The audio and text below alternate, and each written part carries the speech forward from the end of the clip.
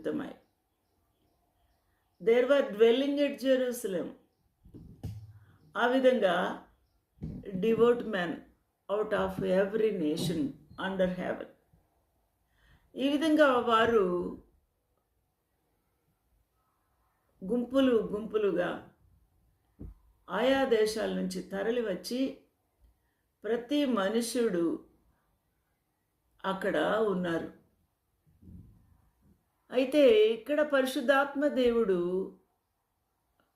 వీరిని దర్శించిన విధానం, వీరిని అగ్ని లాంటి జ్వాలలతో తాకిన విధానము, అతి వేగముగా వీచు బలమైన గాలి వంటి ఒక శబ్దము ఆకాశము నుండి అకస్మాత్తుగా వచ్చి వారు కూర్చుండి ఉన్న చోట ఇల్లంతా నిండి అగ్ని జ్వాలల వంటి నాలుకలు విభాగింపబడినట్టుగా వారికి కనబడను.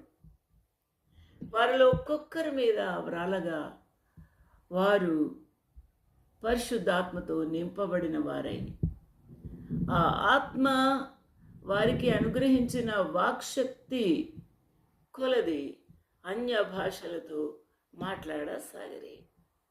అన్య భాషలతో అనగా ఆయా దేశములలో నుంచి వచ్చిన యూదుల యొక్క భాషలో ఈ యొక్క అన్యులు అయిన అపోస్తలులు గలిలయులు మాట్లాడుతూ ఉన్నారు. ఒకరి మాట ఒకరికి అర్థమవుతూ ఉంది.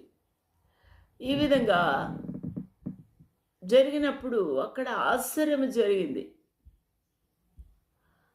అక్కడ అనేకులు ఆయా భాషలు మాట్లాడేవారు, ఆయా దేశం నుంచి వచ్చిన వారు ఉన్నారు. వీరు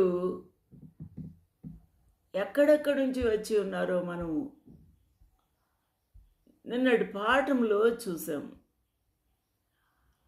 మాదీయులు, పార్థీయులు, మెసొపొతేమియా, యూదయా, కపతోకియా, పెంతు, ఆసియా, ఫ్రుగ్రియా, పంపులియా, ఐగుప్తు అను దేశము నుండి కురేనే దగ్గర లిబియా ప్రాంతంలో యందు కాపురం ఉన్నవారు, రోమా నుండి పరవాసులుగా వచ్చిన వారు, యూదులు, యూదా మత ప్రవిష్టులు, క్రేతీయులు, అరబీయులు మొదలైన వీరందరూ మనమందరము